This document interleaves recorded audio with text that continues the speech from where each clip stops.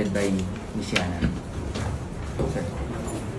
Ako po si Aliana Marie A. Aguinaldo o mas kilala na Yana Motovlog na nasangkot sa isang insidente sa probinsya ng Zambales at kinasangkutan ng isang driver po ng pick-up na sasakyan.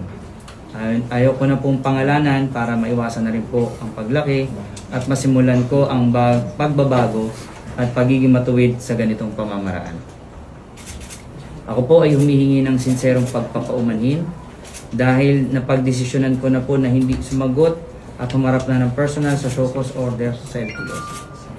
Ano man po ang maging desisyon patungkol sa aking maling nagawa ay lubos ko pong gagalangin at mapagkumbabang tatanggapin ang anumang kaparusahan na maaaring ipataw sa akin ng inyong ahensya. Maliban po sa inyong ahensya, nais ko sana pong ipabatid sa pamamagitan ng sulat na ito ang lubos ko rin at paulit-ulit kong paghingi ng sorry sa tao, sa kasama sa kanyang buong pamilya sa naidulot kong abala at kahihiyan. Nawa ay maghilom ang sugat ng aking naidulot sa tamang panahon. At sa lahat ng iba pang tao na nadamay, nasaktan o nagkaroon ng masamang epekto sa kanilang buhay, ang aking naging asal at kasalanan, patawad po. Alam ko po na hindi sapat ang sorry.